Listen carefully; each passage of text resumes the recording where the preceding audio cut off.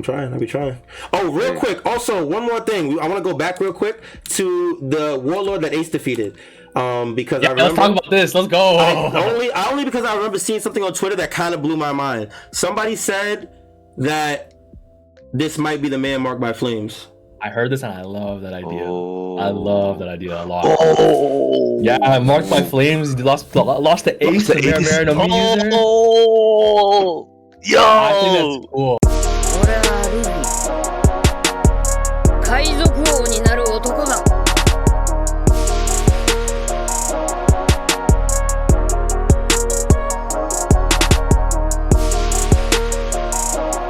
Make sure to like and subscribe if you're enjoying the videos. What is going on, guys? It is your boy Cali Mac on the track, and we're bringing it back, and we are back with Strawhat Sit Down, episode 89.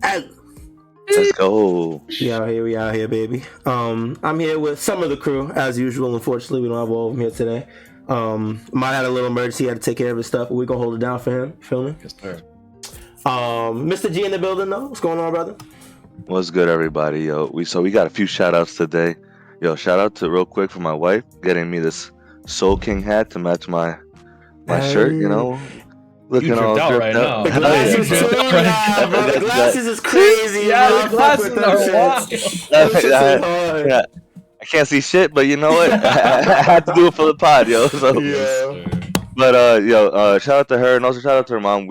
She helped us get our first car, which is let's go, man. It's my first car, second car, so wow. You know, building Let's for the go. future. I'm happy for you, bro. That's a beautiful thing, man. Yeah, very grateful. I'm super excited and super thankful. Got us a Toyota hybrid. So Cali, I'm gonna come pick you up sometime, bro. I got you. We out, bro. Say the word, brother. Especially because it's the next year I'm gonna be working in Garden City, so That's I know literally that's right down the block from me. That's so crazy. Yes. So I'm definitely be hitting you up. And then also I know we have a big shout out for our boy, D3. Just a quick update. He joined a church and he won't be able to make it to the pods at this time. Maybe other times, like we could be a little later or another day. We will be continuing the fighting game stuff without him, though. He's still part of the sit down and everything like that, helping behind the scenes. But he's doing his thing. He literally becoming Bartolomeo Kuma before our very eyes. So yes, congratulations to you, bro. Thanks, like big ups to the homie big ups. D3, man. He's definitely going down for us. Absolutely beautiful. So we with you. We support you in every way, bro. So keep doing what you're doing. Bro. And also shout out to my nephew. Happy birthday, Joel! It's his birthday today. He's 7 years old. Happy birthday, so young. yeah, we were at a trampoline place, like a jumping trampoline place yesterday. That shit was dope. Let's go. That shit was dope. But yeah. Thank you guys. 89, bro. We're 11 away from 100, bro. Yep. We almost there. We getting there slowly but surely, man. We've been doing this for a minute. Appreciate everybody rocking with us for sure. We got a lot more coming for y'all. So yeah, that is the update on D3. So he won't be here for a while, but he's gonna be here in spirit. When he can get here, he can get here. But last but not least, that boy YHuss is here. What's going on, my brother? Yes, sir. What's going on, man? I'm chilling, man. 3-man weave today. The 3-man weave, yes, sir. It'll be hype. It's unfortunate that it's 1100 because this is obviously like. Yeah, it does suck because this chapter was fucking. I was fighting tears, man. Yeah, man. Man. Oda just hitting them emotional peaks. It's just the goal. He knows how to do that shit. Storytelling, baby. Like this chapter definitely, like this whole backstory. Kuma's like his backstory is ridiculous, bro. He's the man, bro. He's absolute the man. peak. You know what's crazy? Before we start, real quick, somebody asked me a few days ago my top 5 characters, and I without hesitation said Kuma. And it didn't even dawn on me until after I said it. I was like, yo, how did this even happen? If you had asked me that question 2 months ago, that nigga would have been at the far front of my mind. You know what I'm saying? Bro, it just became instinctive, bro. Like, bro, this is one of the greatest backstories for real. We gotta get you see this stuff and you just kneel in greatness because you get it. Like, this guy's the GOAT, yes, bro. Yo, real quick, like that's exactly how I felt. Side story, I went to go see the new Godzilla Minus movie. Definitely go see that. Because at the end of that movie, and like I just started crying out of nowhere, bro. That movie was beautiful, and when you see that type of greatness, you just can't help. You can't help, bro. You know feel those emotions, bro. You know that LeBron campaign with Nike? We're all witnesses, man. That's how. That's how that felt. And that's how it feels like watching Kuma's backstory. We're all witnesses, man. It's crazy, yo. This is like go to at its finest. Also, one more shout out to Cali Mac to getting the stream up on both YouTube and Twitch, bro. Yes, Big sir. Thank you for that, big yo. Yes, sir. We are Big now praise, live bro. on YouTube and Twitch, guys. So if the Twitch ads are bothering you, very understandable. Go ahead and hit that YouTube link real quick. Watch it ad free and hang out with us. All right. Either way, you're gonna get the same content. Facts, man. Easy facts. Yeah, we lit. I want to say before we start this chapter, last chapter was our shortest episode ever, but there was something that I wanted to bring up that I forgot to, and I don't think we talked about it. Is that Bonnie getting her fruit? We talked about maybe where she got it. I think we talked about like she could have got it before she came to Sorbet I with Ginny. remember like I mentioned like we didn't get it, and then but we didn't talk. Like we barely talked about it, but I don't know if you guys saw more about it. And I realized that I saw a little bit about it. I just forgot to bring it up. Is the like the circumstances of her getting her fruit. A lot of people point out that what did Vegapunk say this arc when Luffy was fighting Lucci about devil fruits being people's desires and dreams, and what did Bonnie want more than anything to become older, to become 10 hit years age 10, yeah. Yeah, so a lot of people were saying that there might be a correlation how either she has that desire and suddenly her fruit became effective, or she got the desire and maybe the fruit came to her in the church, or maybe, and even some very, very out there people suggest that maybe she didn't eat a fruit and that she gained the powers of it through pure manifestation of her desire. I think there's a lot of interesting stuff to that. I just wanted to make sure we brought it up, and I want to hear what you guys That last think one is about 20 piece, but I do like the other two theories for sure. I definitely think that correlation makes sense, especially considering, like you said, the information we got from Vegapunk, however long ago that was, about devil fruits. I can definitely see a correlation being there. And what I'll say, Callie, about the 20-piece thing is that I do agree it's very out there, but we've seen at least one person get a devil fruit without eating the fruit, and it's Big Mom. Obviously, she ate the devil fruit wielder, Mother Caramel, but that still she didn't eat a fruit that had it. And also, like we don't know what Blackbeard did to get it. So I think like also like I think Oda's like again this is that whole argument about Oda hiding it for a reason. I think there might be something more to it, and I think like honestly, if that happens, it would be crazy. So you think that Blackbeard got Whitebeard's fruit by really, really wanting it? No. Maybe that's not that case. I'm just saying like that. It opens up what happened because my question would be like if Blackbeard just had like a secondary fruit in his jacket under the tarp or whatever. Oda the next arc or like 2 arcs later, Punk Hazard with the apple shows us like that like very low key, so like as if it wasn't a big thing at all. So I was just wondering why he wouldn't have just shown us it then low key. But either way, I think like that these things show that there's like there might be multiple routes. So I just thought we had to bring that up. I think it was a big topic of last chapter that we missed. Yo, question: can you cook the devil fruit and eat it like in a pie or some shit, and it still affect you or no? Great question, bro. I don't even know. No, I don't know. I was just wondering. That's a great question, though. I fuck with it. It's very interesting. I don't know, because nasty ass pie, yo. What the fuck? Definitely the worst pies in London, bro. Like that shit would be terrible. The worst pies in Wano. That shit would be hilarious. Oh no, but like I don't know, because the granny lady Connie, she looks like fucking old Bonnie, right? Like, and I don't know. There's something like, what if she like had the devil fruit, cut up the food, and like gave it to Bonnie, and that's why like Bonnie just like we don't, you know what I mean? Like, I'm not gonna lie to you, this is 20 piece. Yeah, most definitely. We're in that realm, bro. It's cool. It's cool. There's I feel like it's hard to. I like the one theory that you said that I liked the most was her manifesting or attracting the fruit to her based on her biggest desire. I think I like that one. But I don't think we have. It's hard with the information that we have. I don't think we don't have anything around the circumstance. That's how she got her shit. No. Yeah. So yeah, it's just something to like take note of. All right, we'll put it in the book and we'll think about it later if we get more information. All right, that's fair. I appreciate you bringing that up for sure. No worries, man. Let's get into the chapter. Yes, sir. Chapter 1100. Thank you, Bonnie. All right. We start this chapter on Vegapunk's island, which becomes Egghead Island eventually. No. And we start with Admiral Kizaru. I don't know if this is before or after, because we've seen him in Sentomaru's flashback a little bit during the Sentomaru Yeah, this is fight. that was definitely way in the past. I realized this the second time I read this chapter. The first time I didn't really understand what was going on, but I realized he's here as a result of Saturn hearing the conversation, and he sends Kizaru to mediate and figure things out. Yeah, and yeah.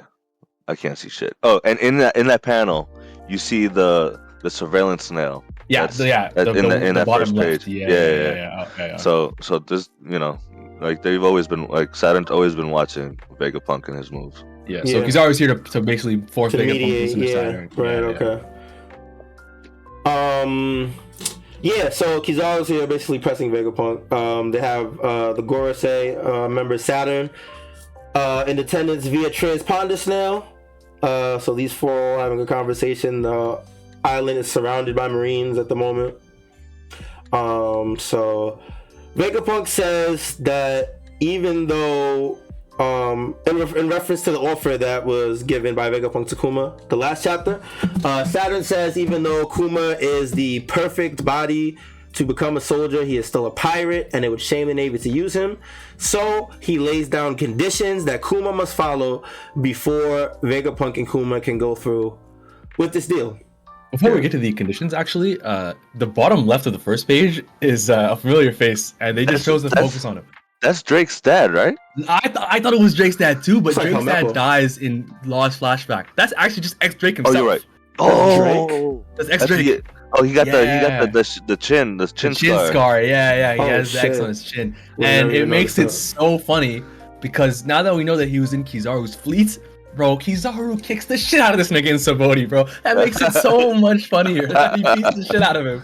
And also, it also makes it interesting to wonder, like, when Kizaru was on Saboti, since Drake was part of his fleet, did he know that he was undercover? And was he just acting so that did he beat his ass on purpose, like while he was acting, blah blah blah.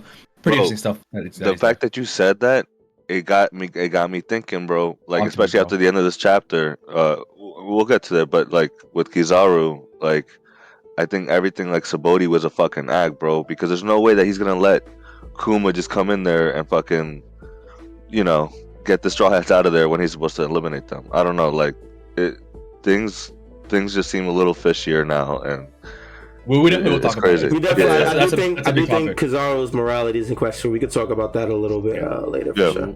Yeah, we'll get there for sure. That was cool. That was cool. I didn't realize that. That was cool pointing it out. I definitely did not realize that. So they're considering the conversation. Saturn lays down conditions that Kuma must follow before they can go through with the deal. So the first condition is that Kuma must join the 7 warlords as a pirate. We then get an interesting tidbit of information that Ace knocked out one of the 7 before this, and that they have been looking for a replacement. And we don't know who it is. We have no idea. So this is somebody before. So it's somebody we don't know. Yeah, there's just a completely brand new character. Really cool. It's definitely cool stuff. Ace is the GOAT. Gotta be someone my strong. favorite character making waves, man. He looks. Gotta be someone strong because it's a warlord, no? Absolutely. Ace is him, man. Ace is him, and he's a rookie. I love hearing more about Ace because obviously, he went before Luffy, and Ace to everyone else was this guy's this new pirate Ace, blah blah blah. Yeah. Very cool to see. And if you read the Ace novel, you see that Ace gets offered a warlord spot, but he doesn't take it, obviously. So it's cool that there's just more stuff around him that he took. Did not know that at some point. Yeah, I gotta read that shit. That is a must read. I mean, it's literally canon, but yeah. Okay. Yeah, very cool stuff. Who writes it? It's like Oda wrote the novel, I think, and Boichi, the guy who drew Dr. Stone, draws the manga. Yeah, I know Boichi. I like Boichi. It's pretty cool. Yeah, his art is amazing. So yeah, crazy stuff, man. Ace to go. You could tell Oda regrets that he killed Ace, bro. He'd be so mad, bro. He'd be trying to bring this nigga back at any possible point that he can. Yeah. He didn't want to do that shit, man. Yeah. With the movie Stampede. Oh, at the end you gotta have Ace, bro. Ace like somewhere, man. Ace is still. You're like, oh man, I'm sorry, guys. So yeah, Saturn offers him a position as warlord to fill the spot that was emptied by Ace. That's the first condition. Second condition is that he must become a human weapon for the Navy. Because of his unique qualities, he wants to have Kuma's body augmented to help serve the Navy and deter pirates and whatnot. He then mentions Kuma's prior history with the Revolutionary Army. And because he does not want Kuma's newfound power or power that he will be given turned against him, the third condition is that he must abandon his mind and free will. Vegapunk very apparently objects to Saturn's request, his last request. Great word. Yeah. Teacher man. He's basically screaming at the transponder that he can't control. He's doing this because he can't control the other 7 warlords, so he wants to control one of them, and that he would be turning them into a robot. He would be turning Kuma into a robot and basically killing him. Vegapunk basically, or Saturn tells him, "You're in no position to make demands. This is it. These are the conditions. We have no obligations to save this girl's life, so you either do this or that's it." Vegapunk is basically completely against it, trying to fight back against it, but Kuma interrupts him and says, "Would you do it on me, Vegapunk?"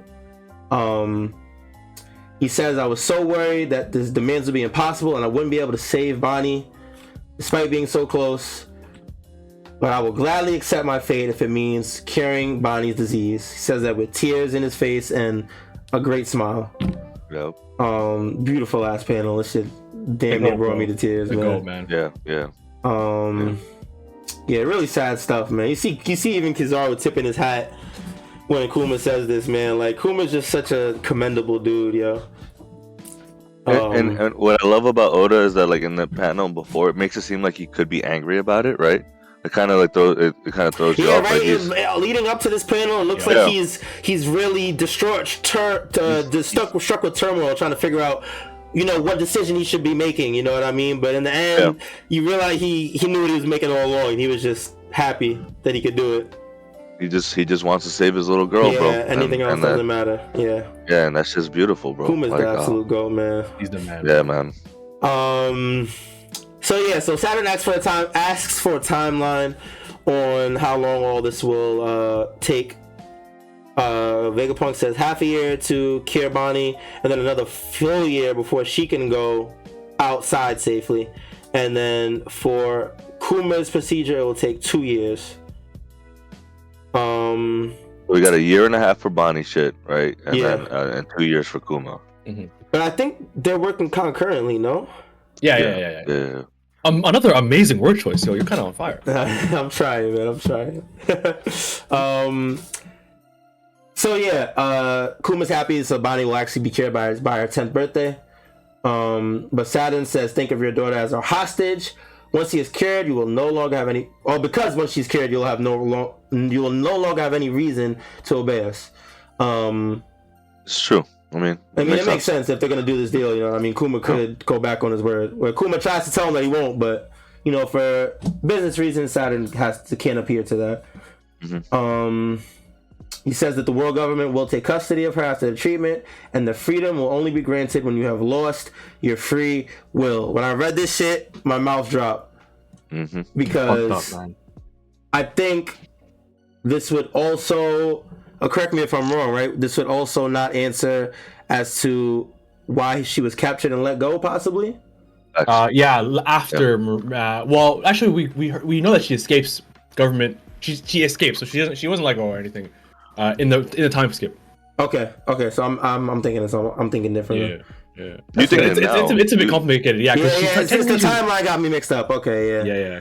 Because right now she's technically a hostage still. So yeah, I see what you mean. But even then, because they have said, we don't need her anymore. She did what she had to do, which was which was the fact that having Kuma turn, right? Yeah. So that once he was turned, lost his free will, they got rid of her. Yeah. Crazy, man. Very unfortunate. So Vegapunk once again objects. He says, then Kuma and Bonnie will never get to see each other when she's better. Another condition, bro. This is they said 3. This is like 5 conditions, bro. Saturn's like, so it'd be like that. he said literally what he says. That's exactly, bro. That's fact. He says that while Kuma is being transformed, he will have to reign over the seas as a warlord, and that after the procedure, he will be forbidden from contacting his daughter or escaping and that if he violates the order, his daughter will be turned into a slave.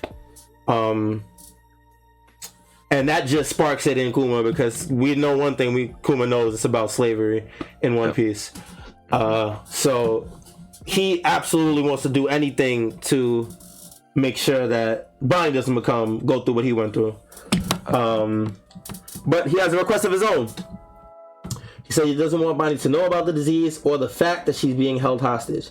So he asked that once Bonnie's surgery is done, she not be held in a government facility, but in the comfort of the church in the Sorbet Kingdom where she grew up. And that if he can promise him that, then Kuma will never go visit, and he will follow every whim of the government. Saturn accepts, because it doesn't really matter where she's at as long as she's under their care. And yeah, from then on we have the plan in motion. For the next 6 months, deals set in place, and for the next 6 months, Bonnie and Kuma stay in Vegapunk's lab. I'm surprised Saturn agreed, bro. I mean, I know it's a little thing, but still. I think he just took the easiest path to resistance, you know what I'm saying? Yeah, that makes sense. Especially with someone like Kuma who hasn't given any resistance thus far. If he has one request that doesn't really throw a wrench in any of the plans, then you know it is what it is at that point. Why antagonize the person you want to work for you, right? True. Path of least resistance is another great word choice, man. Yeah, I'm out here today, man. Yeah, man. Okay, yeah, so they're just so Kuma tells Bonnie that they're gonna be staying there for the next 6 months. Vegapunk immediately starts getting to work, and I think we see the beginnings of the other Vegapunks, because he talks about he wished he could eat and go to the bathroom and do all these things, and wish he had more hands, and he had 5 more of him. So I think we see the beginnings of his idea to create more of him here. And from here on, we get a little montage. It's a cute little montage. We see Kuma beginning to be transformed as Bonnie is beginning to be cured. We see Sentomaru playing with Bonnie. Bonnie and Kuma sleeping together. Just a whole montage of the 6 months in which Bonnie is being cured. We see one specific sequence where a cargo ship appears and brings food. Just probably like all the supplies needed and stuff. I will say about the cargo ship, I looked at it when I read the chapter and I was like, we made cargo ship. I feel like I didn't ring any bells at all, but I was like, oh, it's so in our face, so I wonder if it's something. I didn't search it up or anything, but later I was reading comments, and this thing, Umit and the crest, it belongs to an underworld emperor that we see in Whole Cake in the Tea Party with Stussy when she comes. One of the underground guys? One of the underground guys. Fucking crazy, bro. What the fuck? That's a bit weird. I'm not gonna lie. That's kind of suspicious. I didn't even think about it that much. I just thought, oh, more continuity. But yeah. What would that shit be doing at a government facility? My nigga, the government supplies weapons for criminals, bro. In real life and in One Piece, so. That is very true. That's very fair. But yeah, so more continuity. Oda just pulling characters out of his ass as usual. Well, it's not out of his ass. It was established. No, I mean he just had his thing in the background, and now finally. Just pulling them. Oh, you were there. Let's pull you over here. It's pretty cool. I love that. Cool. Oda's so cool, man. I love the pizza scene, dude. It's beautiful. It's like one of the few just happy, uplifting scenes in this whole backstory where they're all just chilling, eating pizza, and then we get the classic shot of them doing the Nika dance. I'm gonna just call it at this point. That's kind of insane. I'm not gonna lie. It is, and Kizaru's doing it too. Kizaru doing it is what shocked me more than anything. I'm not gonna lie to you. Same, bro. I don't know if we want to talk about it now or later, but I think that we need to have this discussion about whose side Kizaru is. Now's a good time. I don't think we see him again anyway. I'm strongly, this panel specifically, I'm strongly leaning towards Kizaru switching sides by the end of this arc. I'm not gonna lie to you. I'm getting that vibe too, bro. Like that's what I was saying. Like, what if Sabaody was all a fucking act, bro? You know, like. Yeah. Because go ahead. No, because like. I know he's fighting Rayleigh, right? But Kizaru, I don't know. He didn't seem like he was trying, and like I feel like he was just letting Kuma do what he had to do, and it's just very. Now it all is very suspicious, and I don't know anymore.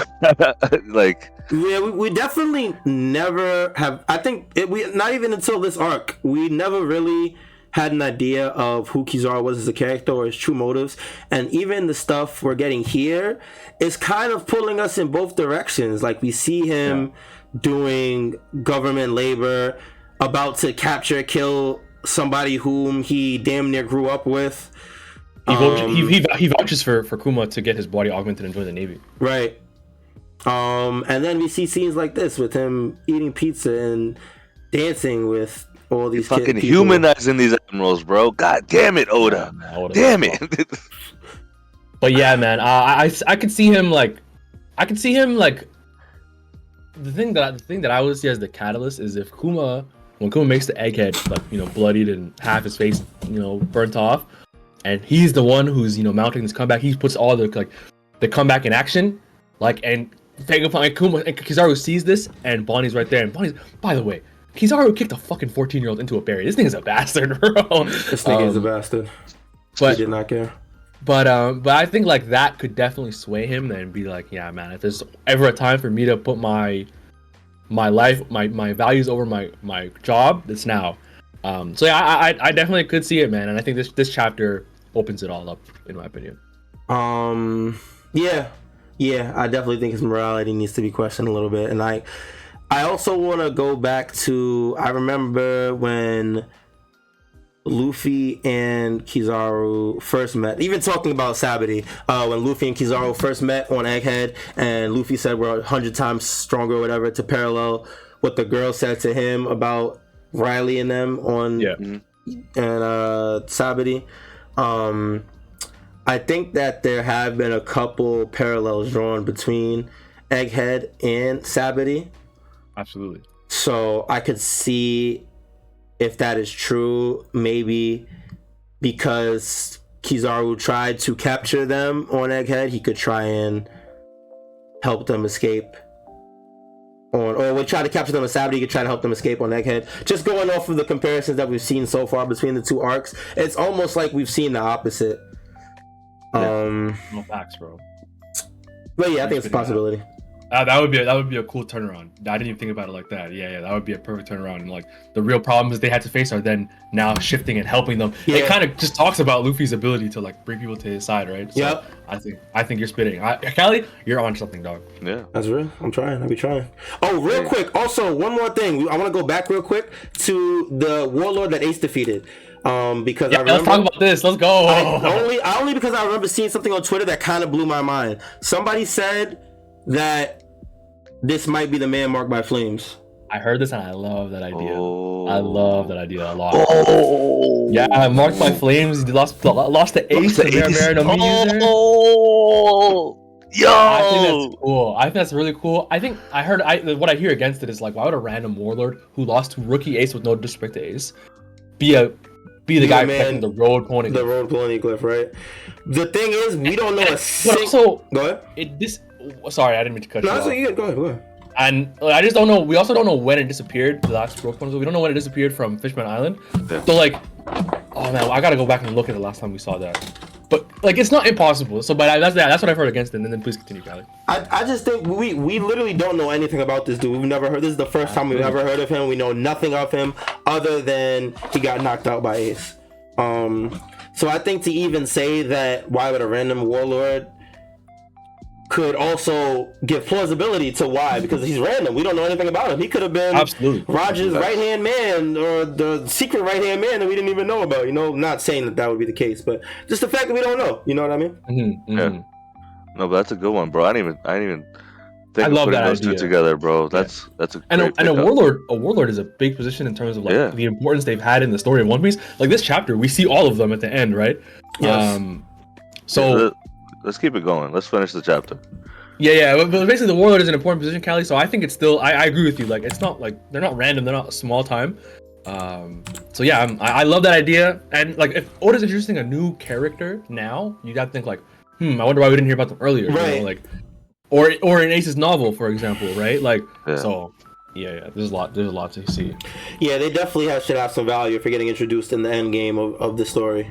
But yeah, definitely something to think about. Okay, so montage over, 6 months gone. Bonnie is coming along nicely. She just can't be exposed to sunlight for another year, but her disease is more than not gone, and in a year she'll be good as new.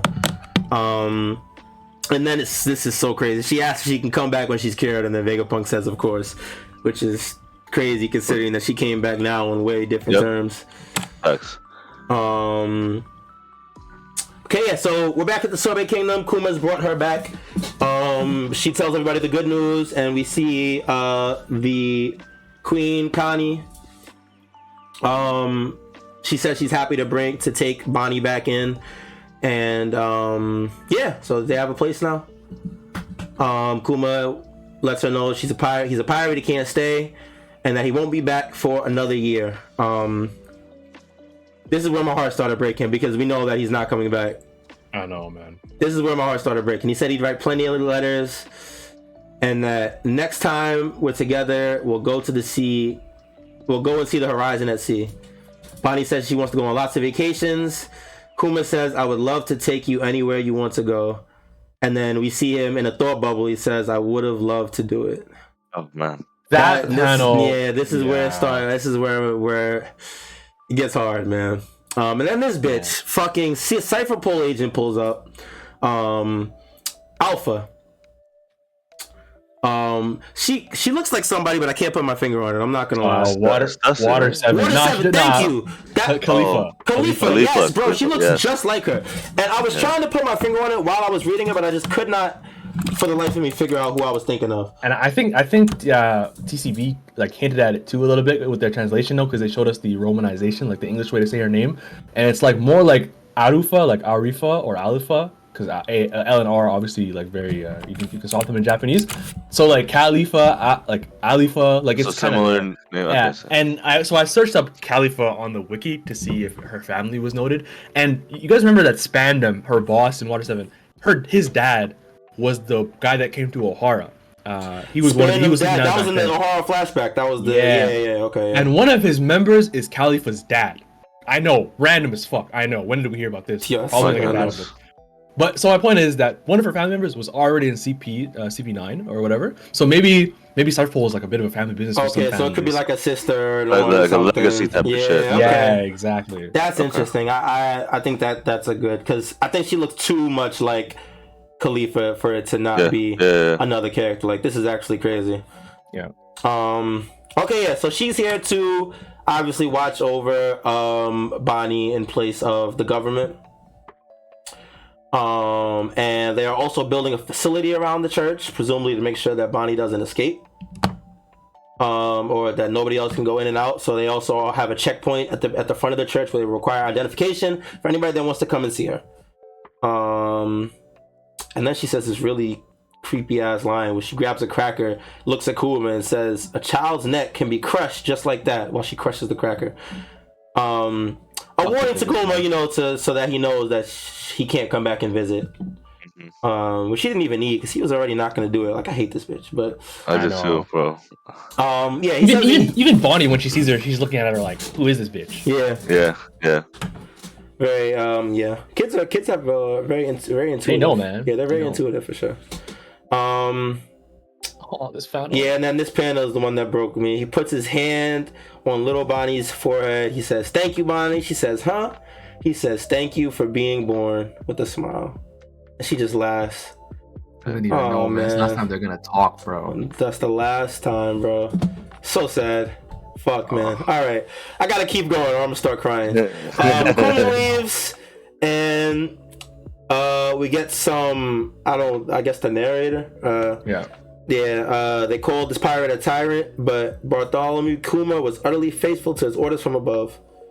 His presence among the 7 warlords terrified the pirates of the world. I want to say here that it's obviously we know why he obeyed every single order from this chapter, because if he didn't, Bonnie's life was literally on the line. Yeah. I just want to point out that, bro, when Kuma comes to Thriller Bark to warn Moria about the Straw Hats, Moria, the first thing Moria says to him is, the government dog, you're the only warlord that listens to everything they say. That was in 474. Damn. This is chapter 1100. And that characterization for Kuma happened 600 fucking chapters ago, basically. Like, Damn, you're right. It's just insane, man. And another thing about Kuma, I was wondering when that came out. I didn't find out when that chapter came out. But Kuma's introduction when he's walking with Doflamingo is 233. That came out in June of 2002. My nigga, I was 1 year old. Yo. Oh, God. 1 year old and Oda already had all this planned out, laid out, Jesus. ready, bro. Christ. Insanity, man. So, this line, the Utterly Faithful line, I thought about that when Mori said it. I'm like, wow, Oda has had this nigga in the back pocket for time, bro. It's Damn, crazy. I was man. 12. My God. Whoa, bro, crazy. Jesus Christ. Yeah, no, that shit is actually insane. I'm not gonna lie. Yeah, so all the warlords react to the news. The first one we see is Dofi, The goats. the GOAT, Yep. of course. Callie's favorite character, bro. Of course, Dofi is the GOAT. He was in when that guy asked me my top 5. He was in there for sure. For real. That is the We GOAT. gotta hear that before the end of the episode. I got you. Oh, I was talking about the girl. Oh, well. Sure, Because I picked her in the draft. Yo, y'all, you're a hater, bro. That's crazy. I'm gonna when I stick Charlotte on you in our pirate war, bro, and all your niggas get turned to toy soldiers, bro. I don't want to hear nothing, dog. My house is too strong, bro. It's not gonna happen. Yeah, so Daffy is the first one to react. He says, Kuma the Tyrant, we've got another miscreant on our hands. Referring to his name, he obviously doesn't know who Kuma really is. We get Crocodile with Nico Robin. Back when Nico was a fake villain. Bro quirks. Yep, the Crocodile does not care at all. He's only worried about eliminating the witness on his rain-making ship. Yo, who is that witness, bro? It's some scrub ass nigga that got smoked by Robin. Someone was it the one that was like in Alabasta in hiding? Right, because then I'm not gonna lie. Man, I haven't read Alabasta in a while, but cause I remember that there was someone hiding in like the desert, and that's where like the Rainmaker, where there was like a Rainmaker machine. Because I know that's what it dealt with everything in Alabasta later on. So I'm curious who that person is. Because Oda won't just mention it for no reason. Yeah, he would. It might be somebody. It's possible. Yeah, definitely possible. Yeah, we get Mihawk kind of reacting, not really saying nothing. Stoic as Mihawk is. Some explosion in the background. He just finished smoking. Yeah, some he niggas. definitely did something to someone. That's probably where he got the paper from. Stole that shit, blew up their shit. We get Kobe and Alvida, which we haven't seen since who knows when. She says, "Who's stronger, Kobe, me or him?" And he says, "Lady Alvida, of course." This is crazy to see, knowing what we know about Kobe now, seeing how Kobe is now.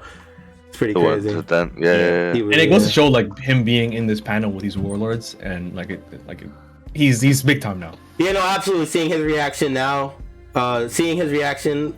from and knowing where he's at now, you can definitely see he's up there now. Bro. That's Kobe the GOAT for sure. And then we see the boy Ace. My GOAT, man. We see Ace on Whitebeard's ship talking to Jinbei. He says that they got a replacement lined up already. Yo, isn't that nice? Sorry, I didn't mean to say that. No, go ahead. I was talking to my sister. Oh, I was talking to my sister. Sorry. Oh, you good. He says they got a replacement lined up already. Jinbei says, "Who are you to talk?" Because Ace is the one that forced him to get the replacement in the first place. And Jinbei reading about Kuma now through the paper, which is the exact moment that he refers to in Egghead when he talks about Kuma to Bonnie. Because I don't know if you guys remember in Egghead when they asked about Kuma, and then Jinbei was like, "I only know what I read about in the paper about him, how he was a tyrant or whatever." He was a tyrant. Yeah. So this is the moment where he got that information. This is pretty cool. Fire. This is before he got imprisoned. Right? This is well before. Yeah, definitely before. Crazy, yeah. So he says he's a former king, and that there's an active king in the lineup as well. Doflamingo. Okay, talking about Daffy. Yeah. Okay. We get Boa's reaction, which she obviously just doesn't care. She says, "I will never go to Central." Yeah, I think she just means like Marineford. She's not gonna listen to these niggas. Okay, that's fair. We get Moria's reaction. Laughing at his devil fruit, a paw palm man. But we also see Perona saying that he's still a warlord. Dragon stoic as ever. The ... So much and so little. And then we see Sabo and Koala and Fish Guy. Master Hawk. Okay, there we go. I wasn't gonna. I knew him. I knew there was a fisherman in the Revolutionaries. I did not remember his name. Your pedigree as a fisherman is bro. You're down the gutter, bro. That one short, bro. I'm not looking good with the fishman right now. I ain't gonna lie, bro. It's looking rough. That Callie looking like Zoro right now, bro. That's actually mad crazy. Fish Guy. Yeah, so we see them also reacting to the Kuma news in shock because they don't think Kuma would ever do something like that, but they obviously don't know the implications behind it. And yeah, I believe that's all the reactions. We then get a letter from Kuma to Bonnie. He says that he's writing to her at sea and that it is difficult to travel now because he's famous, but he's doing well. Real quick, I do want to point out in this panel something that somebody else pointed out to me. On the cast of his ship, the little drawing symbol, little smiley face, that is actually a drawing that Bonnie drew for him early in the chapter. The montage. Drew a little face of his dad, of her dad, and he put that on as his flag. Absolutely beautiful stuff. Man. Proud dad. Dad of the year, bro. Absolutely. Dad of the century, bro. Like it's not even close. Facts.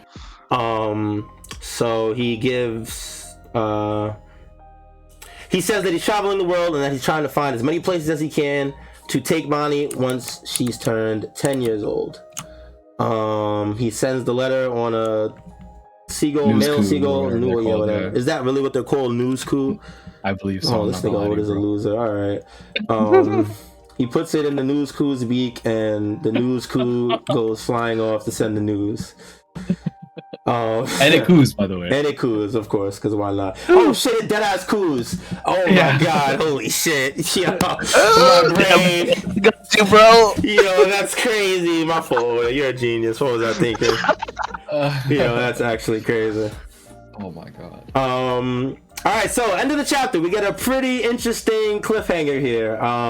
We see Luffy, but it is not current Luffy. It is Luffy from this time period of the flashback. We find that Kuma has received new orders from the government and they want to know where Kuma is. Kuma says he is in the East Blue. What is your command?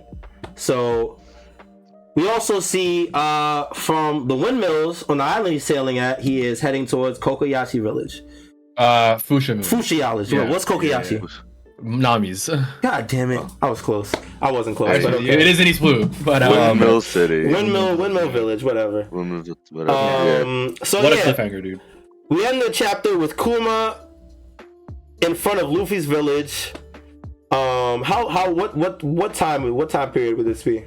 This is within. All we know is this is within 1.5 years of the start of the story. Yeah. I would say like a year to two between before Luffy leaves the island. Luffy leaves, okay. Yeah. We can actually say it's definitely like between 1.5 because Bonnie's because Kuma's the reason I know this is what I was bothered about because last few chapters like people were giving figures as to when he saw Vegapunk for the first time, like all that stuff where he was, and so Sword Bathing was saying 5 years ago, 7 years ago. I'm like, how do you guys know this stuff? But this now we finally know because Kuma's modifications took 2 years for him to finally lose his free will, and that happened right before Marineford. So 2 years from now, Marineford starts, and that's like within the same few months at the beginning of One Piece. Okay. So we know this is within 2 years to 1.5. I was gonna say something to do with that, but I have no idea what it was. But anyway. Well. But yeah, so Luffy's just training, and, I guess. And also Kobe being with Alvida, because we knew. Yeah, Kobe being with Alvida, Ace being out at sea already. Yeah. We knew Kobe was out with Alvida for like what? It was 2 years. It was 2 to 4 years before the start of the story. Yeah. So yeah, man. This broke my fucking ankles, man. I saw this and I just like was like, what? They met? Well, maybe we don't know if they meet. I'm assuming they will. But yeah, like what the fuck, bro? You think they meet? How do they meet? I don't If he think doesn't, they if he don't, I mean, I guess he could have taken his memory, right? If they Yeah, did meet. that's a very popular idea. That if they do meet, he takes his memories away. Shit, damn, I didn't think of that, bro. So when I see this, my first thought in my mind is I might be a little slight at Oda. I kind of feel like he's trying to cover his ass here. I see why you say it. So how so? Because when we found out about what Luffy's actual fruit was, I think one of the main concerns was why didn't the government go after his fruit earlier? When Shanks raided it? Okay, yeah. If this fruit is such a big deal to this point, then why wait until he's at Wano? You know what I mean? See, that's a great question because I recently watched the episode, right? One of the recent episodes with Green Bull, and they show you Shanks' raiding the ship. Bro, the people on that ship didn't even know how important that fruit was. You know what I mean? So like, I do see what you mean, but maybe because Shanks was the one that raided it, they were like, who didn't know how important the fruit was? Am I bugging? No, they said they didn't know. They're like, why is this fruit so important? Like what? Like they, so I see what you mean because they didn't share that shit with anyone, bro. I think one thing I can say about that, Callie, is that the warlords being in those set of seas and losing to Luffy was like very unexpected by the world government. And the part that I mentioned about Kuma coming up to the bark was literally the world government telling Moria, dude, don't let this guy beat you. Like he beat Crocodile already. Don't get complacent. Like he might beat you. And Kuma literally tells him, he's like, the government sent me to tell you that if you want help, tell me, and I will help, right? And obviously, and this is another thing. I think the real question mark, in my opinion, is to what extent Kuma was willing to help. Like how true was his trial in Thriller Bark? Like if they let Luffy die, would he have killed Luffy? You know what I mean? What do you mean if they let Luffy die? Like if the Strawhat said, okay, we don't want to die, we'll give you our captain. Obviously, they would never. But would he then kill Luffy, knowing what he knows and saving them? And like I'm trying to say, like, what really puzzles me is how much Kuma was gonna fulfill the orders to finish the Strawhats. That's what he was supposed to do in Thriller Bark, but he didn't. But the warlords my point, the overall point actually was that the warlords were there to stop people like Luffy, and the government expected them to, but then they failed. And then Kizaru gets interrupted by Kuma. So like they kind of did try when Luffy started getting big. Yeah. You know what I mean?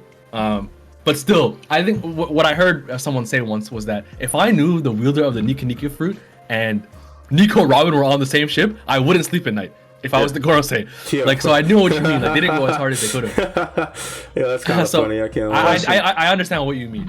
Question for you guys: did Kuma say that he defeated the Straw Hats after Thriller Bark? He reported back to them. I don't remember exactly what he said, because I'm pretty sure he lied to them, if I'm not mistaken. Well, like said that he killed them or something like that, or he took care of them or some shit like that. Yeah, and that's what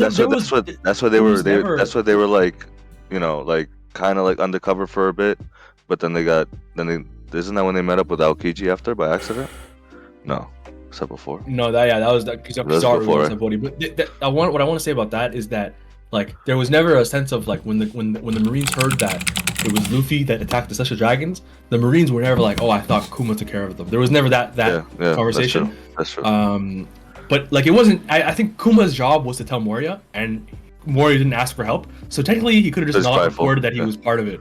You know what I mean? Yeah, he could have just said, "Oh, Moria did what he did. I left because he said he had it." Yeah. Okay. But yeah, I really wonder, and there's a lot of stuff I wonder about Kuma. Like Kuma here is so jovial. He's such a nice guy. But when he's in Thriller Bark, he's a bit of an asshole. He doesn't finish conversation with Nami. He like cuts her off bare times. He just disappears. He says to her literally verbatim, like, "What I'm doing here is none of your business." And then he shits on Moria. And I'm wondering how much of him is that him putting on an act, or maybe like he started losing his personality already through some of the modifications. I think it's definitely possible. That's definitely possible. I thought that was like his aggression type of shit. Like yeah, because he was definitely being a dickhead in the mark. He was pretty rude compared to who he usually is. I'm just wondering if that. But yeah, Kelly, I do think that in terms of like what I think he really might be covering his ass on is like the Nika fruit in general. You know what I mean? Like I got it. because obviously the pose appears in Skypiea, which is was very early in the series. Yes. But between then and like Kuma helping him, I feel like there's probably not much mention of that idea, the sun idea and stuff like that. So yeah, I feel like Callie, he's trying to like because and then like the Nika fruit also. No one has ever talked about a certain type of fruit not having a certain name until Wano, like 20 chapters before Luffy gets Gear 5. Yeah. Like that kind of stuff is what I think he might be covering himself on.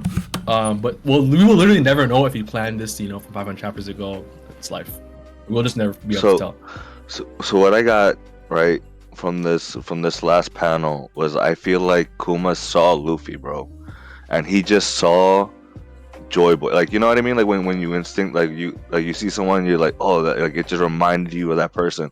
Like what if like he maybe he might have been sent there to eliminate the person that had the fruit, and he saw him and he was like, nah, that's actually Joy Boy. And then that's why like he later on he goes and helps him in Saboti, helps him in Thriller Bark, really, by testing them, right? Mm-hmm.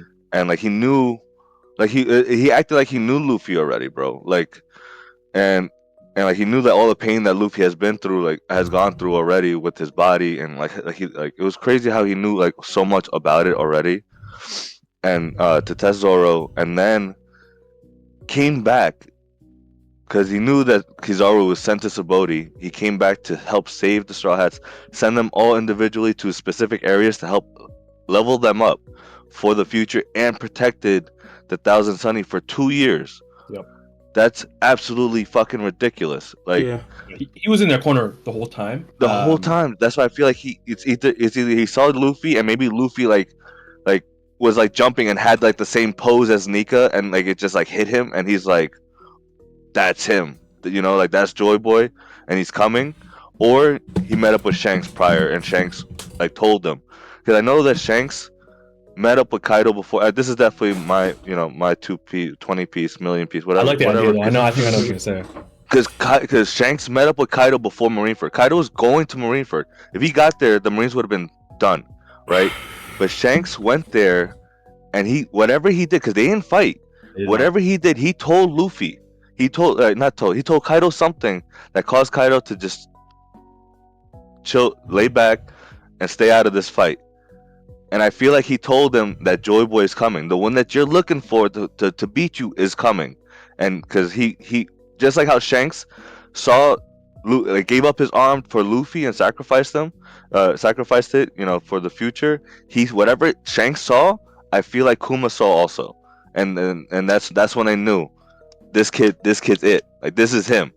And we gotta get him there. And I feel like that's so ever since then, like Kuma's been like cooling. He's like, I'm gonna help how I can, wherever I can, because it doesn't make sense, bro. Because you're right, he was supposed to eliminate them, and how do they allow? I mean, they didn't allow him to, because they still punish him by actually taking away his free will. But he still, after his free will was taken away, he still protected the Thousand Sunny. That's another thing that really bothers me, because maybe Vegapunk put that in there, or I think on that point he has to be programmed. Right? He lost his free, but he had pre-programmed the I'm pretty sure they we know that. Yeah, we know that for a fact. But I do like the idea. I definitely agree that this is where Kuma will somehow gain the understanding that Luffy is, I don't know how definite it is, but in some way is tied to Nika, Joy Boy. He might be that guy, basically, is what Kuma I think will understand here. My question is definitely how, and I think you brought up the Shanks thing. I hope Oda. I just hope it makes sense. I just hope that when we see how he sees it, I'm like, you know what? I get why he would think that or whatever. But yeah, I definitely agree. This is where he will find out Luffy is Joy Boy in some sense. Not just that, YHuss is also, remember, who would know more than Kuma about Joy Boy? No one, right? No one knows but him, right? And like he knows, like, oh, his body's made out of rubber. Like, what if he saw him stretching or some shit? You might be that guy. You know what I mean? And he's just like, oh fuck, like. No, like, bro. You know what he's gonna? Bro, he's gonna tell. No, but. And then he's got the smile and like. He's working overtime right now. No, I'm just thinking. Ever since this chapter ended, like I went off in the chat because I was just like, there's so many like things like that. Bro, Oda's him, bro. Oda's on one, bro. Like he's just like like Kuma is the harbinger, that he's the one that's tying everything together, and he's bringing like from that generation to new generation, and like it's crazy, bro. Like man, dude, I want to say on that note, I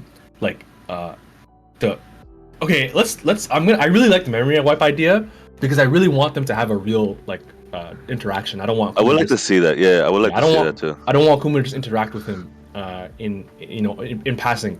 But on the topic of how he might know he's Joy Boy, is that what if Luffy's dream, like his secret dream, is the same thing that Joy Boy wants or wanted? Oh, and he heard it.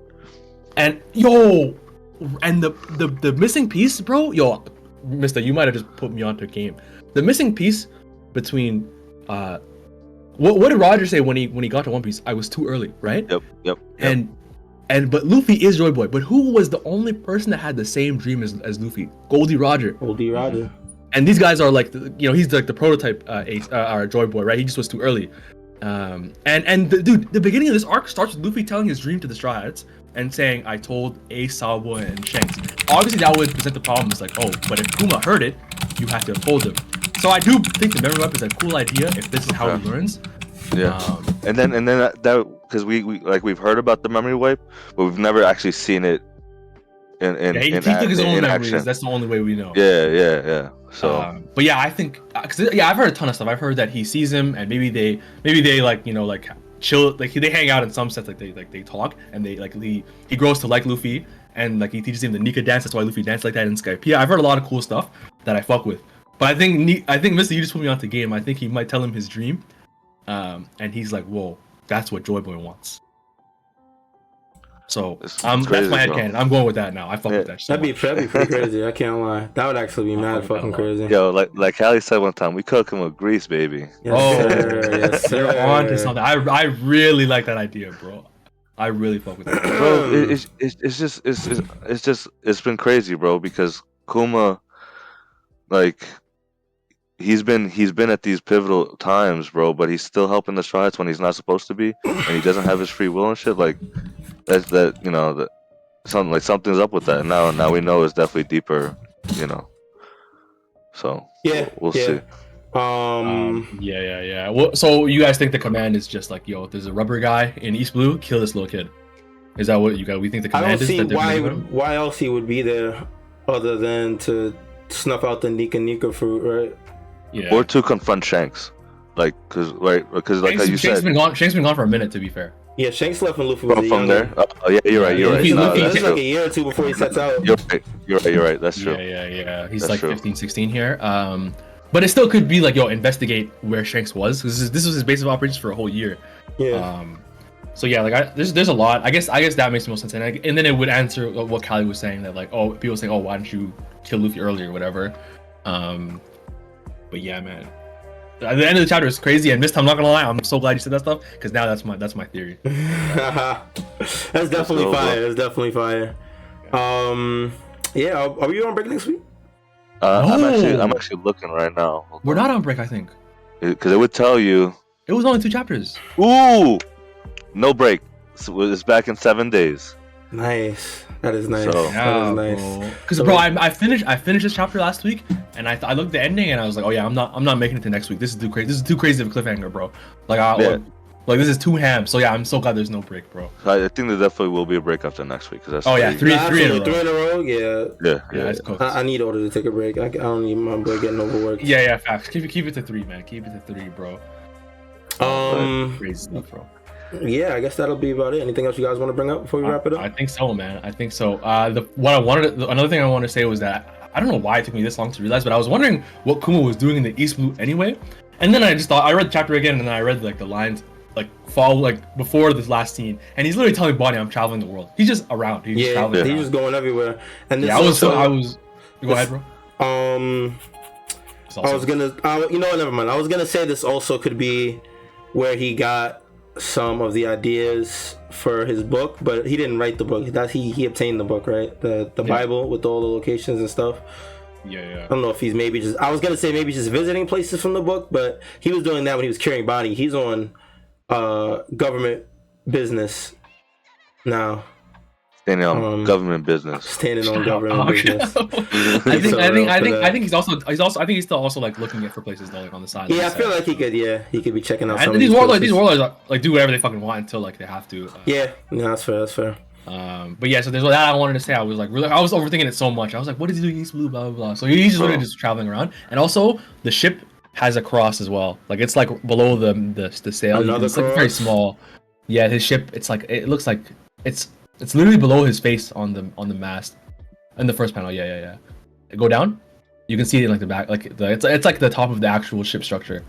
Yeah, you got it. Go up a little bit. Here. Up a little bit. Like down a centimeter. Oh, this cross right here. Yeah, I see. Last cross.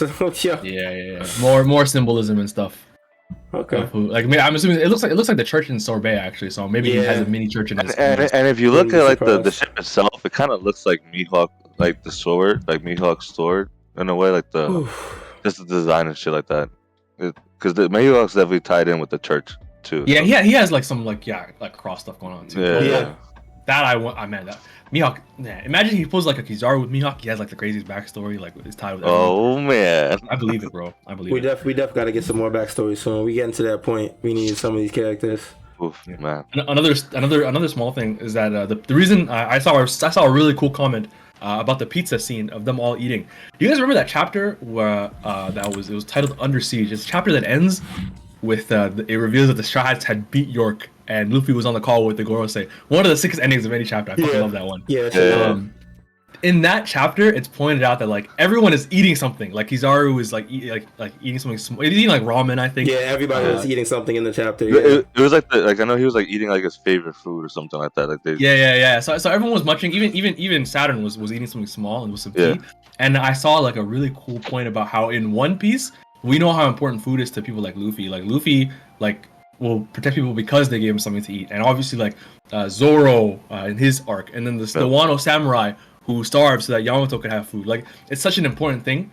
And so in that chapter, Kizaru and the Gorosei are both like eating on their own, just overthinking stuff and like, oh look, we're in this fucking stupid position because of all this stupid shit. Like they're mad, they're like not in a good mood, and they're here to commit evil business.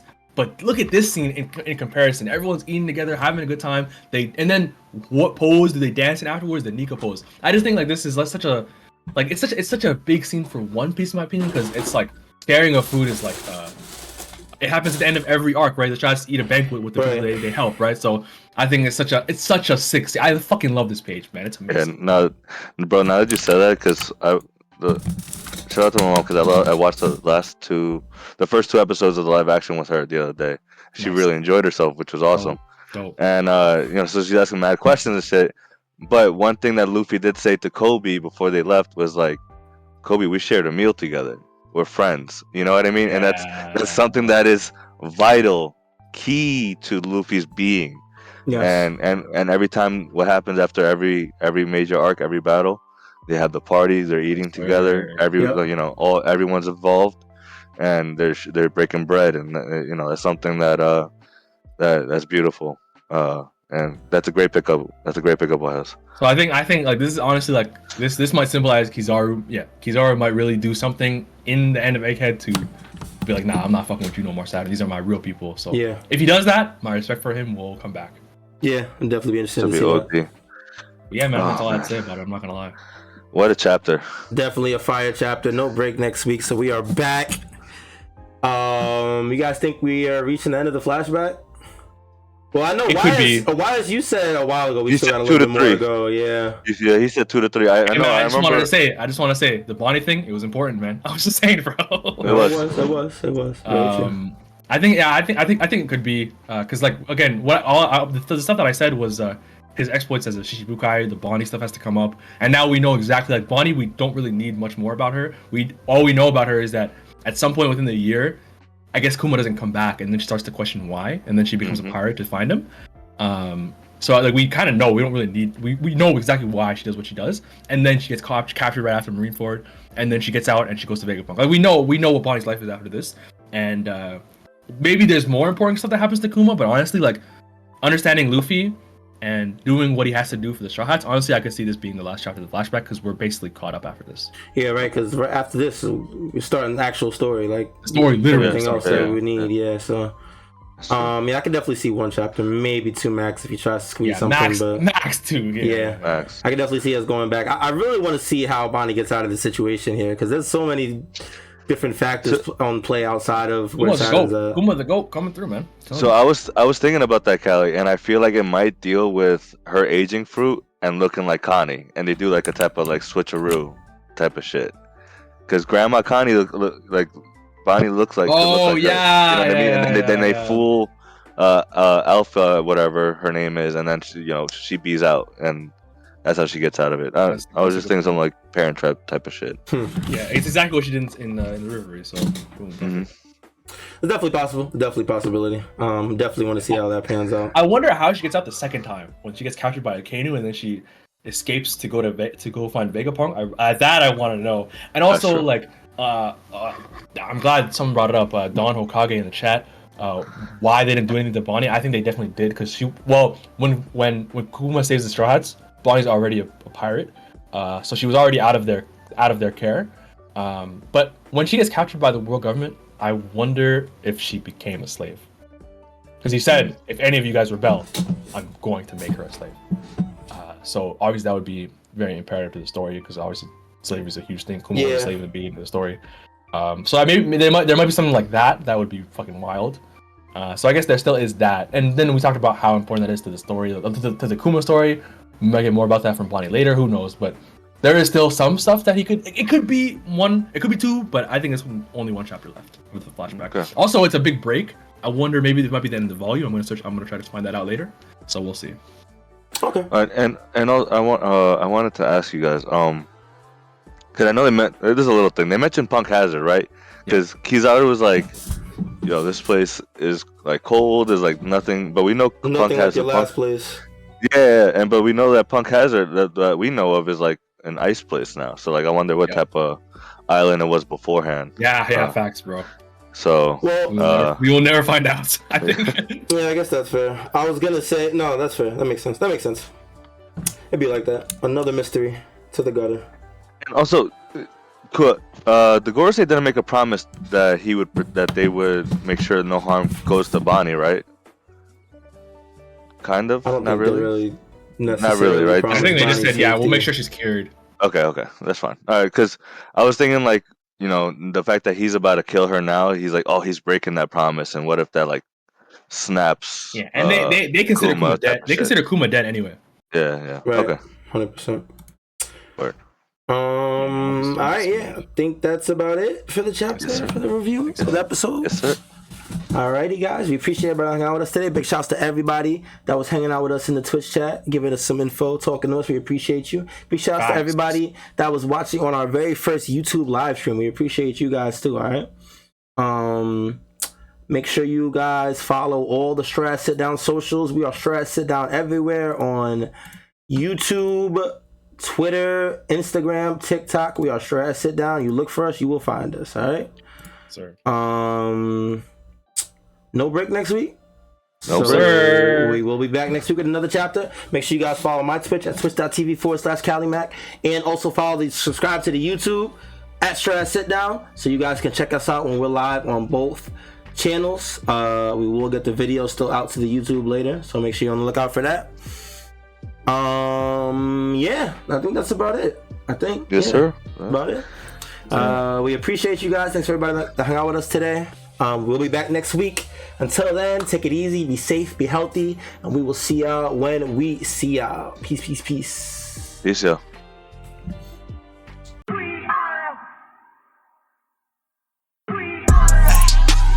Who gon' get down? We are. This that Strawhat Sitdown. We are. Who the crew with the fleet? We are. Who gon' piece that one piece? We are. Who gon' get down? We are. This that Strawhat Sitdown. We are. Who the crew with the fleet? We are. Who gon' piece that one piece? We are. Strawhat, Sitdown crew in the building. We promote to these other podcasts. We gon' put these people in their feelings when they hear this, and they know that they can't top this. We spit facts and we poppin'. Every time an episode is dropping, we see D3 in the corner. Mister, that's a real G with the green screen in the background. Got him looking like he in a real scene. We got Big Mod in the cut. Always ready with rebuttals, but he bring the knowledge when we in the huddle, so you know the crew is never gonna fumble. And it's YHuss, last but not least. If you ask me, then Cali, mad at Captain, make him rally around me. Every Sunday we gon' run deep, and we can't stop until we find out about that One Piece. Who gon' get down? We are. This that Strawhat, Sitdown. We are. Who the crew with the fleet? We are. Who gon' piece that One Piece? We are. Who gon' get down? We are. This that Strawhat, Sitdown. We are. Who the crew with the fleet? We are. Who gon' piece that One